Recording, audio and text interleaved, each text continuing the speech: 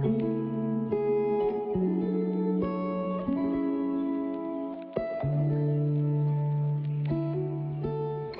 একবার কর।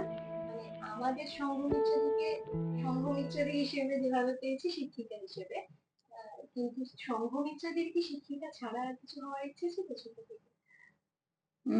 দেখ, সত্যি কথা যদি বলি, সত্যি কথাটাই বলছি আমি, হ্যাঁ। আমাদের বাড়ি হচ্ছে টিচার বাড়ি। আমার ঠাকুরদা, তিনি কলেজে পড়াতেন।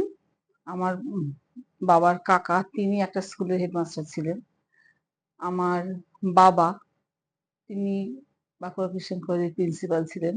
আমার পিসিমা, তিনি একটা স্কুলের হেডমিস্ট্রেস, বাঁকুড়ারই মিশন গার্লস হাই স্কুলের। আমার আরেক পিসিমা উইমেন্স খ্রিস্টান কলেজে পড়াতেন। আমার দিদি, তিনি পড়াতেন স্কুলে। আমার মা একটা স্কুলের হেডমিস্ট্রেস।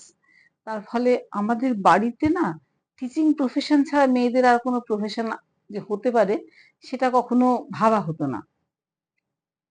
কিন্তু আমার মনে মনে ছোটবেলা থেকেই আমার কিন্তু অ্যাডমিনিস্ট্রেটিভ লাইনে যাওয়ার ইচ্ছে ছিল, সত্যি কথা বলছি এটা বলতে। কিন্তু আলটিমেটলি আমাকে সেই টিচিং প্রফেশনেই আসতে হলো। আমার বাবা হুট করে মারা গেল আমি এমএ পড়তে পড়তে, তখন চাকরি করার দরকার। তো তখন আমি বিএড এ ভর্তি হলাম। সবাই বলল বিএডটা পড়ে নে, তারপর তো তোর হাতে রইলই। ঠিক আছে, ভালো কথা, বিএড এ ভর্তি হলাম। বিএডটা পড়তে ভালো লাগতো তা বলবো না, ভালো লাগেনি। বিএড পড়তে পড়তে কিন্তু আমার বিএড এর রেজাল্টটা ভালো হলো, বেশ ভালো হলো রেজাল্ট। আর আমি যে ওইখানে টিচিং যে ক্লাসগুলো নিতাম সেগুলোও খুব ভালো হতো। ওইসব মানে দুটো পেপার নিয়েছিলাম, হিস্ট্রি আর ইংলিশ, দুটোতেই আমি অনেক অনেক নাম্বার পেলাম। তখন সবাই বলতো এত এত নাম্বার পাচ্ছিস, তাহলে একটু স্কুলের চাকরির চেষ্টা কর না, অন্য কোনো চাকরিরই আবার প্রিপারেশন নেবো। প্রিপারেশন নিতে শুরু করেছিলাম ডাব্লিউবিসিএস এর জন্য। এর মধ্যে যে কটা জায়গাতে ইন্টারভিউ হলো, আমি মোটামুটি সবগুলো জায়গাতে না চাকরি পেয়ে গেলাম। মানে চাকরি যখন পেয়ে গেলাম তখন সবাই বলল জয়েন কর না, তারপর দেখা যাবে। সেই করতে করতে এসে ঠেকলাম কালীকৃষ্ণ স্কুলে।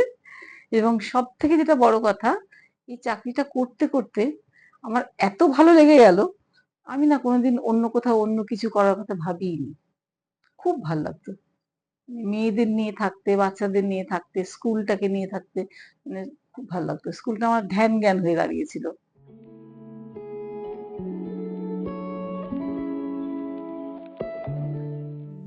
বলি, আমি যখন প্রথম শিক্ষিকা হলাম, হুম, তখন সেটা ছিল Keorapukur UCNI girls high school, Thakurpukur cancer হসপিটালের কাছাকাছি। তো সেখানে হস্টেল ছিল। তখন খুব মানে অর্থনৈতিকভাবে অনগ্রসর ফ্যামিলির মেয়েরা তখন পড়তো, ওই অঞ্চল থেকেই তারা এসে পড়তো। তারা খুব ডিপেন্ডেন্ট ছিল। তারা মানে একজন মানে আমাকে পেয়ে না তারা খুব খুশি হয়েছিল। আর আমিও তখন, আমার বিয়েও হয়নি, তখন আমি ওদেরকে পেয়ে খুব খুশি হয়েছিলাম। মানে ওরা তখন, আমি তখন, তখন আমারও খুব বেশি বয়স নয়। ওদের ওদের ওদের বয়স হয়তো এখন যারা 9-10 এ পড়ে তাদের থেকে তুলনায় বয়স একটু বেশি। কিন্তু ওরা মানে এমন আপন করে নিয়েছিল এবং আমি ওদেরকে এত আপন করে নিয়েছিলাম, ওরা খুব চাইতো আমি ওখানে হস্টেলে থাকি।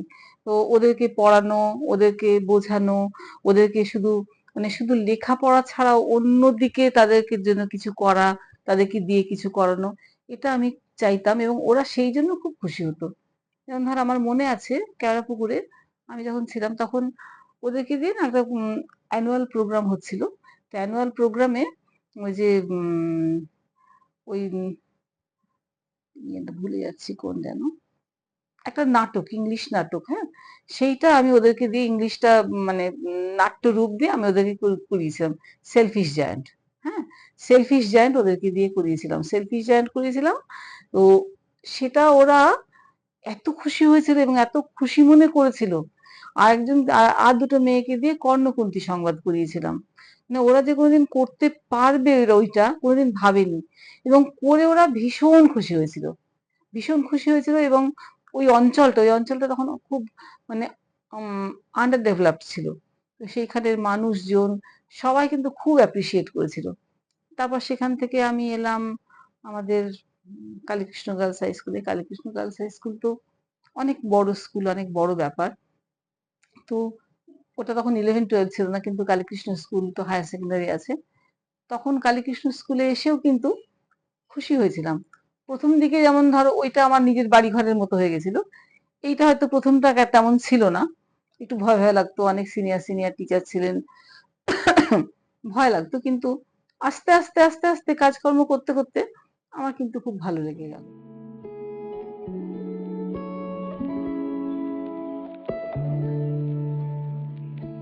সেই কারণে জন্য কিনা জানি না, আমি যখন রিটায়ার করলাম কালীকৃষ্ণ গার্লস হাই স্কুল থেকে 19-এর শেষের দিকে একদম, তখন যারা আমার প্রথম ব্যাচ ছিল 5-এর, তারা এসেছিল, তাদের মেয়েরাও এসেছিল। এবং সেইবার তখন তো স্কুলের পরীক্ষা হচ্ছে, তখন 11-12 যে মেয়েরা ছুটি ছিল সেদিন, তা সত্ত্বেও তারা এসেছিল। তোরাও বোধহয় গেছিলি। প্রচুর মেয়ে এসেছিল, এবং এত মেয়ে এসেছিল, এত ভালোবেসে এসেছিল। এবং দরজাটা বন্ধ করে দেয়, আমাদের স্কুলের বিল্ডিং দেখেছিস তো কিরকম, একটা গেট বন্ধ করেছে, যে কোনো কারণে হোক আমাকে মাইকটা দেয়নি, পাবলিক অ্যাড্রেস সিস্টেমটা আমাকে ব্যবহার করতে দেওয়া হয়নি। মানে আমাদের হেডমিস্ট্রেস ওটা বন্ধ করে দিয়ে চলে গেছিলেন। আমি না মেয়েদের সাথে ভালো করে কথা বলতে পারিনি, যারা তখন ছিল মাঠের মধ্যে সবাই দাঁড়িয়ে ছিল, সবাই আসবে, সবাই কথা বলবে, সবাই একটু ছোঁবে, ওদের সেই রকম ইচ্ছে ছিল। কেউ কেউ আবার, আমার হাজবেন্ড বাইরে দাঁড়িয়েছিলেন, তাকে গিয়ে বলছে ওদের একটু বলো না আমাদেরকে ঢুকতে দিতে, কান্নাকাটি রীতিমতো। তো সেই এইটা না আমার কাছে একটা বিশেষ পাওয়া ছিল। শুধু যদি আমি ফার্স্ট গার্লদের যদি নিয়ে থাকি, ফার্স্ট সেকেন্ড থার্ড কে নিয়ে থাকি, তাহলে কি এটা সম্ভব হয়? হয় না। আর তাছাড়া আমার ক্লাস কাছে রোল নাম্বার 1ও যা, রোল নাম্বার 76ও তাই, একই রকম কিন্তু। এবং প্রত্যেকের, একজন টিচারের মনে হয় এটা ভাবার দরকার, বা অনেকে হয়তো ভাবেনও, যে প্রত্যেকটি মেয়ে, প্রত্যেকটি ইন্ডিভিজুয়ালেরই কিন্তু বিশেষ বিশেষ কোনো একটা গুণ আছে, কিছু না কিছু তার আছেই। কেউ পড়াশোনায় ভালো, কেউ আঁকায় ভালো, কেউ ভালো অর্গানাইজ করতে পারে, কেউ হাতের কাজে ভালো, কারো স্বভাব ভালো, কেউ দুঃখে আছে, কেউ আনন্দে আছে, কিন্তু সবাই ভালো। আমি যদি যতক্ষণ না পর্যন্ত ভাবতে পারবো যে সবাই ভালো, ততক্ষণ তো পর্যন্ত তাদেরকে ভালোবাসতে পারবো না। এই যে স্কুল ক্যাপ্টেনের কথা বললি, তারা কি করতে বলতো, আমি যখন প্রত্যেকবার বলতাম যে আমি স্কুল ক্যাপ্টেন নির্বাচন করব এবার, তখন মেয়েরা সবাই একটা দল বলতো আমি স্কুল ক্যাপ্টেন হব। ভালো মেয়েরা মনে করতো 1 থেকে 10 যারা, আমি হব। আমি বলতাম না, সবাই সবাই বলো, যারা নিজেরা স্বেচ্ছায় আসতে চাও তারা সবাই বলো, এর থেকে যারা রেগুলার হবে স্কুলে, যারা দায়িত্ব পালন করবে তাদেরকে আমি বেছে নেব। কিন্তু ক্লাস 9-এর ক্লাস টিচার ছিলাম আমি, 9A সেকশনের। আমি 9A সেকশনে 9-এর ফার্স্ট গার্ল পড়তো। আমি সবসময় বলতাম 9A সেকশনের রোল নাম্বার 1 কে কিন্তু হতে হবে স্কুল ক্যাপ্টেন, এটা বাধ্যতামূলক করেছিলাম। তারও একটা কারণ আছে। ক্লাস 8-এর পরে, ক্লাস 8-এর পরে 9 মানে মাধ্যমিকের সিলেবাসের মধ্যে ঢুকে যাওয়া। একটা অদ্ভুতভাবে চাপ থাকে ছেলে মেয়েদের মধ্যে, এবং বাবা মারাই তৈরি করেন, বাবা মা, প্রাইভেট শিক্ষক, তারা সবাই তৈরি করেন সেই চাপটা। ছেলে মেয়েরা অনেক সময় নিজেরাও সেটা নিজের উপর নিয়ে নেয়। তার ফলে ক্লাস ক্যাপ্টেন, যে স্কুল ক্যাপ্টেন যারা হবে, মানে ক্লাস ক্যাপ্টেন, স্কুল ক্যাপ্টেন, এইসব দায়িত্ব নিতে তারা একদম চাইতো না। কিন্তু আমি বললাম দেখো তোমরা ভালো পড়াশোনায়, কিন্তু এই কাজটা তোমাদের করতে হবে, তাহলে তোমাদের লাভ হবে। তো জোর করেই রোল নাম্বার 1 কে করতাম। মানে 3টে সেকশনেরই রোল নাম্বার 1, 9AB, মানে ফার্স্ট সেকেন্ড থার্ড তিনজনকে বাধ্যতামূলক ভাবে করতাম। তাতে কিন্তু অনেক লাভ হয়েছিল। সেসব মেয়েরা কিন্তু শিখেছিল, অনেক কিছু শিখেছিল, স্কুল অর্গানাইজ করতে শিখেছিল। যে সুদক্ষিণা, ও তো ফার্স্ট গার্ল, কিন্তু খুব সুন্দর করে সমস্ত কিছু করতো, ভালো মেয়ে। এবং পরের দিকে আমি দেখেছি, সাধারণত পড়াশোনায় যারা ভালো না, তারা একটু পিছিয়ে থাকতে চায়, তারা আসতে চায় না এইসব কাজে। কিন্তু আমি দেখেছি পরের দিকে, দেখে দেখে আর কি, মেয়েরা সব কাজ করতে আগ্রহী হতো। একবার যদি ডাকতাম মাইকে, মেয়েরা স্কুল ক্যাপ্টেনরা একবার আমার কাছে এসো, ছুটতে চলে আসতো, ভীষণ ভাবে ভালোবাসতো ওরা এইসব কাজগুলো করতে। ওদের একটা, মানে কি বলবো, দায়িত্ববোধ তৈরি হয়েছিল, স্কুলের প্রতি একটা মমতা তৈরি হয়েছিল, ছোট ছোট ছেলে মেয়েদেরকে, বাচ্চাদেরকে সঠিক পথে পরিচালনা করার একটা ইচ্ছে তৈরি হয়েছিল। এই ব্যাপারগুলো হয়েছিল। আর এত বড় স্কুলে তো একজন স্কুল ক্যাপ্টেন হয় না, সেই জন্য বেশ কয়েকজন থাকতো। এইটা একটা, মানে বলতে পারি যেটা খুব সুবিধা হয়েছিল।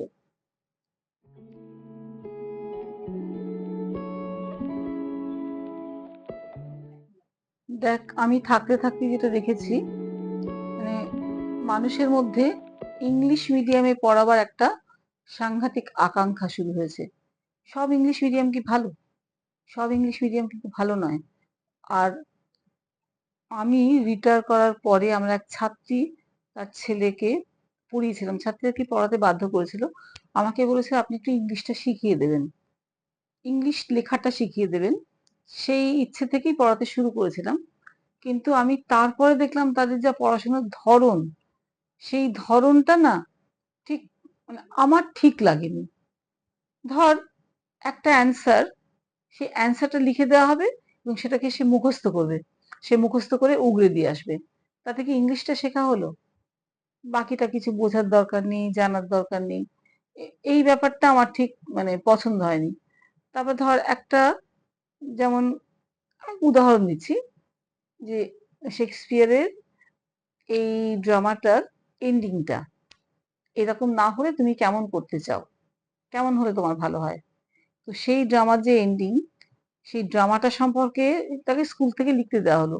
সেই ড্রামাটা সম্পর্কে ছেলেটি কিছু কিন্তু জানে না। হুম? তাহলে সে এন্ডিংটা কেমন করে লিখবে? তাকে স্কুলেও ভালো করে শেখানো হয়নি। প্রাইভেট টিউটর যে পড়াবেন সেটা তাকে, সেই টাইমটাও তার নেই। তাকে বললো এন্ডিংটা লিখতে এবং সে এন্ডিংটা এআই দিয়ে হোক যেমন করে হোক ও লিখে নিয়ে গেল। তার কি কিছু শেখা হলো? আমার তো মনে হলো না। তার কিছু শেখা হলো বলে মনে হলো না। গ্রামারও যেগুলো যেভাবে গ্রামার করলো আমার ঠিক পছন্দ হলো না। কিন্তু ঠিকঠাক বাংলা মিডিয়াম স্কুল, ঠিকঠাক এই শব্দটা বলছি আমি, ঠিকঠাক বাংলা মিডিয়াম স্কুল যদি হয় সেখানে কিন্তু অনেক যত্ন করে শেখানো হয়। এখন এই নিয়ে দ্বিমত থাকতেই পারে। কেউ বলতে পারেন যে ঠিকঠাক কাকে বলতে চাইছেন আপনি। আমি সেই তর্কে যাব না। আমি আমার কথা বলতে পারি যে তোরা তো আমার কাছে পড়েছিস, আমি ইংলিশ পড়াতাম ক্লাস 8 থেকে 12 পর্যন্ত। যে আমি যদি কিছু পড়াতে যাই, এখনকার আমাদের ইংলিশের যে বইগুলো ছিল সেগুলো কিন্তু আমরা ছোটবেলায় যেমন ভাবে গ্রামার শিখেছি তেমন ভাবে কিন্তু নয়। আমরা ছোটবেলায় কি শিখতাম? আমরা গ্রামার শিখতাম, একটা গ্রামার আলাদা করে শেখানো হতো, গ্রামার আর ইংলিশের টেক্সট বইটা আলাদা থাকতো। এগুলো কিন্তু তা না। এটা হচ্ছে একটা টেক্সট পড়ানো হচ্ছে এবং সেই টেক্সটে যে গ্রামারটা আছে সেটা এক্সারসাইজে থাকছে। এটা কিন্তু অনেক সায়েন্টিফিক মেথড। হুম? ধর আমি কাউকে শেখাবো থার্ড পারসন সিঙ্গুলার নাম্বার।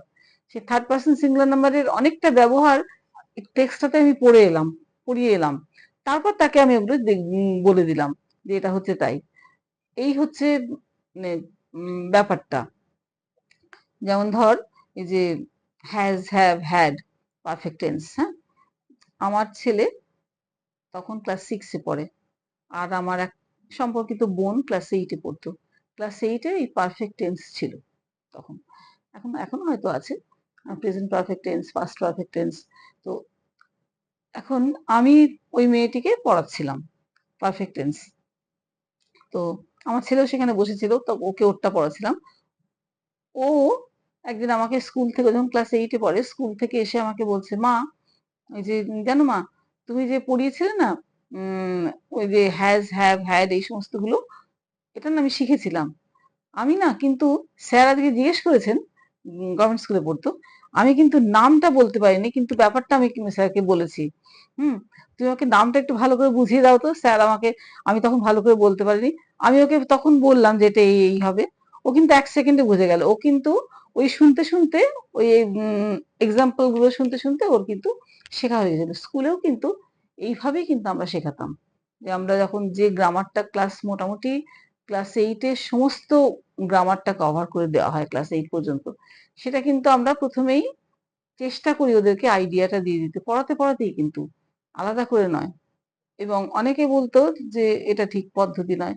আমার কিন্তু ব্যক্তিগতভাবে, আমি চিরকাল খুব গ্রামারে কাঁচা। আমি গ্রামারে খুব ভয় পেতাম। আমার কিন্তু ব্যক্তিগতভাবে মনে হতো যে এই গ্রামার শেখানোটা কিন্তু খুব সুবিধাজনক। খুব সুবিধাজনক এবং ছেলেমেয়েরা শিখতেও ভালো করে। তাহলে এখন বাংলা মিডিয়াম স্কুলে বাকিরা যারা পড়ান তারা তো এইভাবেই নিশ্চয়ই পড়ান। হুম? একেবারে আমি কোনো মিডিয়ামকে আমি খারাপ বলছি না। যদি একজন টিচার পড়াতে চান, তিনি যে মিডিয়ামেই পড়ান না কেন, তিনি ভালো করে পড়াতে পারবেন। বাংলা মিডিয়াম মানে একেবারে খারাপ, সবাইকে চলে যেতে হবে, তার কিন্তু মানে হয় না।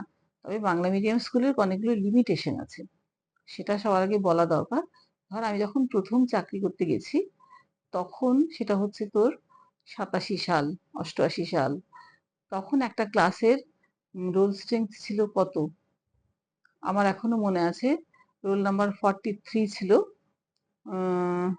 রূপা বর্মন বলে একটি মেয়ে ছিল, রোল নাম্বার 43। হুম, ওটাই ছিল শেষ রোল নাম্বার। তারপর আস্তে আস্তে বাড়তে থাকলো। সেটা আমি তখন ক্লাস 8 সির ক্লাস টিচার ছিলাম। আস্তে আস্তে সেটা বাড়তে লাগলো। 60 হলো, 65 হলো, 70 হলো, 75 হলো। যখন 75 হলো তখন আমরা বলতাম, বাবা কি করে পড়াবো 75 জনকে। তারপর সেটা আস্তে আস্তে বাড়তে বাড়তে 90, 95 হয়ে গেল। আমি যখন স্কুল ছেড়ে এলাম তখন 95, 96, 9 এর রোল স্ট্রেংথ 95, 96। তো অত মেয়ে আসতো না। আমাদের তো ছোট ছোট ক্লাসরুম, একেবারে এত মেয়েকে বসানোর জন্য নয়। তো আমি কি করতাম, প্রথমেই মেয়েদেরকে বলতাম যে তোমরা যার যা বন্ধুর পাশে বসবে না, আমি তা বলছি না, যার যার সঙ্গে বসতে ইচ্ছা সেই অনুযায়ী আসবে, এসে বসে পড়বে একটা বেঞ্চে 5 জন করে। হ্যাঁ, মোটামুটি ভাবে আমাদের স্কুলে 70, 75 জনকে এন্টারটেন আমরা করতে পারতাম একটা ক্লাসরুম, তখন যেটা ছিল 9 এর ক্লাসরুম। তো মোটামুটি তাই মেয়ে আসতো, হয়তো 5-6 জন বেশি আসতো। যে আজকে একটু কষ্ট করে বসো, যারা পরে হয়তো সেদিন এলো না, আমার নিয়ম ছিল ওদেরকে বলা যে তোমরা আজকে বসে পড়লে তো, এটাই তোমার ফার্স্ট বেঞ্চ, এবার রোটেট করে বসবে। কালকে তুমি সেকেন্ড বেঞ্চ, লাস্ট যে আসে সেই ফার্স্ট বেঞ্চে আসবে। তাহলে সবাই, কেউ ব্যাক বেঞ্চার নয়, কেউ ব্যাক বেঞ্চার হওয়াটা হবে না। আর যারা সেদিন আসবে না, তুমি দেখবে পরদিন কোনো না কোনো জায়গা ফাঁকা থাকবে। হ্যাঁ, তোমার নির্দিষ্ট জায়গা হয়তো হলো না, কিন্তু কোনো না কোনো জায়গা ফাঁকা থাকবে, ঠিক বুঝতে পারবে, বন্ধুরা ডেকে নেবে, অসুবিধা হবে না। এরকম করে তো এত বছর চললো আমার কাছে। মানে এটা একটা পর্ব ছিল কিন্তু, মানে মেয়েদেরকে বসানো বছরের শুরুতে পর্ব ছিল, কিন্তু মেয়েদের খুব সুবিধা হতো, কেউ ব্যাক বেঞ্চার হতো না, কেউ নিজেকে মানে কম বলে মনে করতো না। এটা কিন্তু খুব ভালো হয়েছিল, এইসব পদ্ধতি যদি মেনে চলা হয় না, খুব ভালো হয়। পিছনের মেয়ের অনেক সামনে, আমাকে অনেক মানে পেছন দিকে বসা মেয়ে, যারা খারাপ মেয়ে, তারা কিন্তু অনেক সময় অনেক ভালো রেজাল্ট করেছে, অনেক ভালো করেছে। অনেক মানে এইভাবে ক্লাসকে নিলে অনেক সুবিধা হতো। অনেকগুলো কি বলবো, অনেকগুলো বুদ্ধি খাটাতে হতো।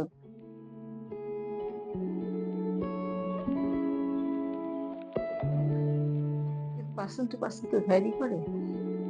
আমিও দেখেছি এটা। তবে আমাদের সময়, আমি যখন ছিলাম ধর 19 সাল পর্যন্ত, আমাদের স্কুলে হুম, এই ব্যাপারটা একটু শুরু হয়েছিল হয়তো। বিশেষত সেটা নজরে আসতো কখন বলতো, এই 5th সেপ্টেম্বরে, টিচার্স ডের দিন। তোরা তো দেখেছিস যে আমাদের স্কুলে 5th সেপ্টেম্বরে একটা অনুষ্ঠান হতো। সেই অনুষ্ঠান হতো, সেই অনুষ্ঠানে মেয়েরা অনেক সময় দিদিকে একটা পেন দিয়ে গেল, কেউ একটা গোলাপ ফুল দিল। এছাড়া চাঁদা তুলে একটা অনুষ্ঠান হতো, সেই অনুষ্ঠানে সবাই সবাইকে, মানে সব টিচারকে আর কি, একটা ক্লাস থেকে ক্লাস 11 লিড হতো, তারা গিফট দিত। তাই তো, তোরাও দেখেছিস তাই। কিন্তু 18-19 সালে আমি যেটা দেখলাম একটা জিনিস, যে আমি দেখিনি অ্যাকচুয়ালি, আমাকে কেউ কেউ বলেছিল, কোনো কোনো টিচার বলেছিল, নালিশ করেছিল যে দিদি এটা তুমি দেখো, যে আর মেয়েরাও এসে বলছে দিদিমণি, ওরা না বেশি চাঁদা না, 5 টাকা কি 10 টাকা চাঁদা ওরা দিতে চাইছে না, আর করতে চাইছে না। ওরা বলছে ওরা নিজেদের ক্লাসে আলাদা আলাদা করবে, ওদের যারা পড়ান তারা আলাদা আলাদা করবেন। এইটাতে, এটা এমনি ভাবে ভাবলে হয়তো কিছুই না, কি হয়েছে, একটা মেয়ে আলাদা তো করতেই পারে, একটা ক্লাস তাদের টিচারদেরকে তো করতেই পারে। কিন্তু এর আরেকটা দিকও আছে।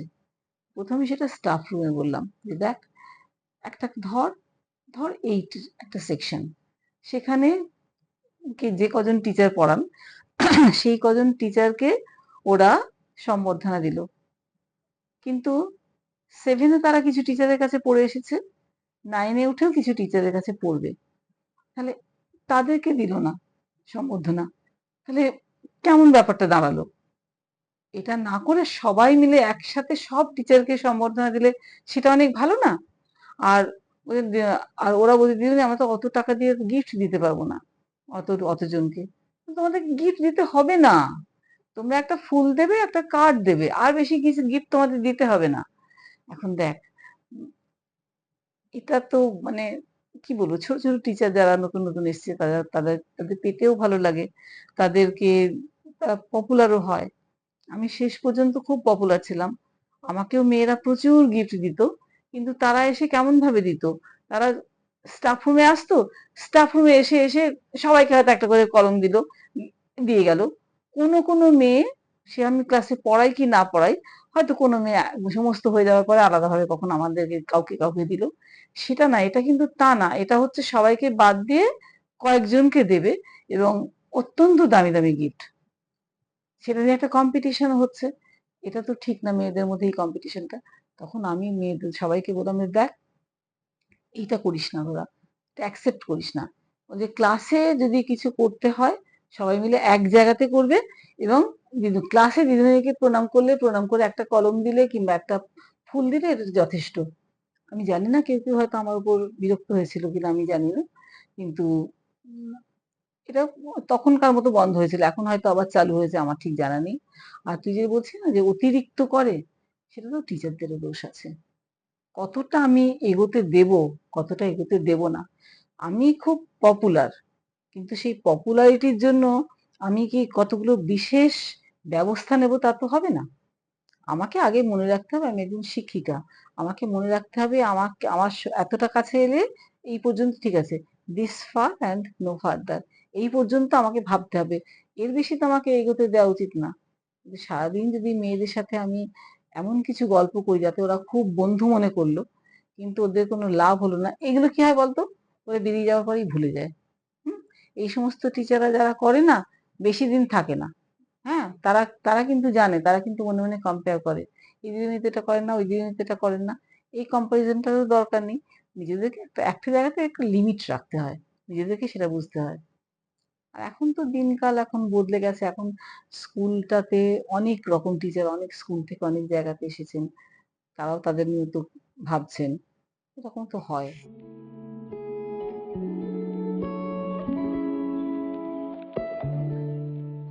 পারসন টু পারসন ভ্যারি করে। ধর ক্লাস নিয়ে একজন এলেন, হুম? চক ডাস্টার নিয়ে এসে একটা আমার কথাই ধর বলছি, একটা গ্রামারের কিছু বুঝিয়ে টুঝিয়ে এলাম। ক্লাসে হয়তো কোনো সমস্যা হয়েছিল, সেই সমস্যাটা নিয়ে মেয়েদেরকে হয়তো বকাবকি করলাম, কোনো ভালো কথাও বললাম, বলে এসে ঘরে বসলাম। হ্যাঁ, ঘরে বসে যদি আমার পরের পিরিয়ডে ক্লাস না থাকে তখন সহকর্মীদের সাথে আলোচনা করলাম।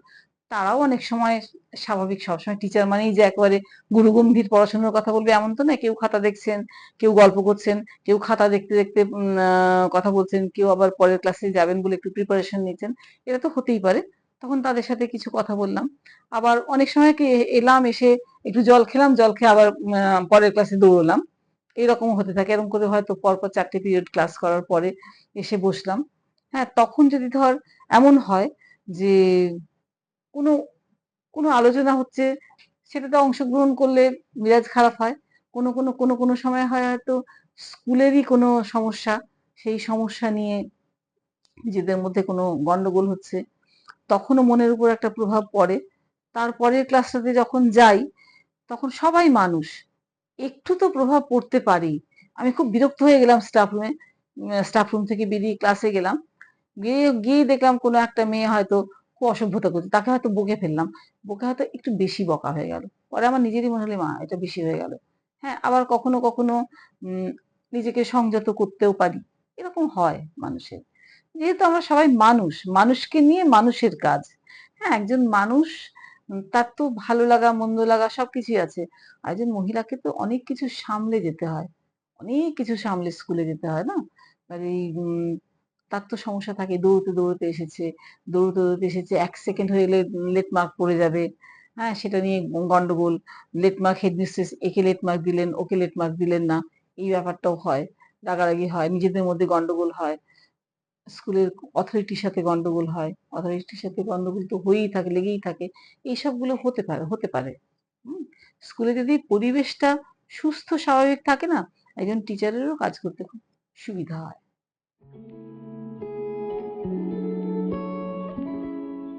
কি বলতো?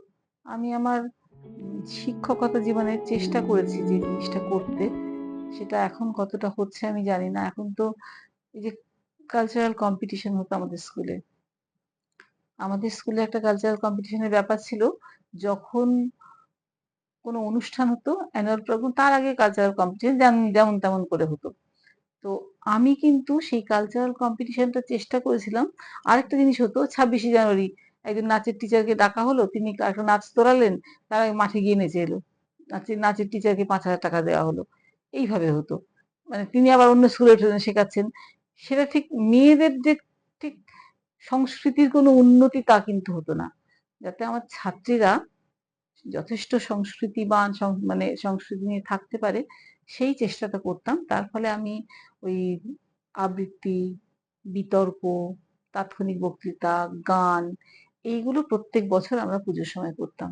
এবং তার জন্য একদম মানে এত বছর ধরে করে এসে আমি একদম পুরো একটা তৈরি করে দিয়ে এসেছি স্কুলে, যে কিভাবে মার্কস ডিভিশন হবে, কাদের মধ্যে ক্লাস হবে, কাদের মধ্যে কম্পিটিশন হবে, 5-6 একটা গ্রুপ, তাদের যে কোথায় নাম লিখবে, কেমন ভাবে মানে নাম্বারের ডিভিশন হবে, তারপর ফলাফলে যে কাগজ, সমস্ত কিছু রেডি করে দিয়েছি। এখন মিতালিদি সেটা করছেন। জাস্ট শুধু সেটাকে নিয়ে জেরক্স করে নিলেই হলো। জেরক্স করে সেটা নিয়ে প্রত্যেক বছর কাজ চালাতে হবে। এবং মিতালি চলে যাওয়ার পর আবার কেউ হয়তো করে, মিতালিদি আগামী বছর রিটায়ার করবেন, আগামী বছর না, তারপরের বছর রিটায়ার করবেন। তো এইভাবে মেয়েদের কিন্তু সত্যি করেই উন্নতি হতো। তাৎক্ষণিক বক্তৃতা মেয়েরা করতে চাইতো না। ওদেরকে আমি খুব বোঝাতাম, দেখ তাৎক্ষণিক বক্তৃতা তোরা কর, করলে কিন্তু কথা বলা শিখবি, কথা বলা, কোথাও হেরে যাবি না, কিছু প্রশ্ন করলে উত্তর দিতে পারবি, তোদেরকে ইন্টারভিউ হবে, হ্যাঁ, তারপরে একসাথে সব বসিয়ে দেবে, নানা রকম গ্রুপ ডিসকাশন হবে। এই করতে মেয়েরা আমাকে বলে গেছে যে দিদি আমরা কিন্তু শিখেছি, আমরা কিন্তু পিছিয়ে যাই না। এটা কিন্তু আমার বড় পাওনা। এটা বিতর্কে করা, এইসবগুলো কিন্তু মেয়েরা সত্যি করে শিখতো। একটা ক্লাস, একটা স্কুলের পড়াশোনা তো শুধু একমাত্র পুঁথিগত বিদ্যা নয়, সবকিছু সবকিছু জানতে হবে, সবকিছু বুঝতে হবে, মতামত প্রকাশ করতে হবে। সেইটা কিন্তু ভালো হতো। মেয়েদের তো এখানে এক্সকারশনে গেছি বোধহয়, কত খুশি হয় মেয়েরা না একটু বেড়াতে পেলে।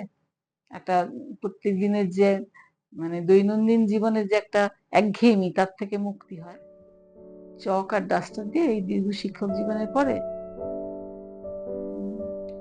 আমি যে লিখতে চাইবো যে আমার এই দীর্ঘ শিক্ষকতার জীবনে আমি দেখেছি যে কোনো ছাত্রী খারাপ নয়, কাউকে খারাপ আমি বলতে পারবো না। আমি একজনকেও পাইনি যাকে সংশোধন করা যায় না। আর মুছে ফেলতে চাইবো, যদি যদি কখনো কাউকে অকারণে বকে ফেলেছি আমার মেজাজ খারাপ হওয়ার কারণে, তার যদি মনে কখনো দুঃখ হয়েছে, সেটা মুছে ফেলতে চাইবো।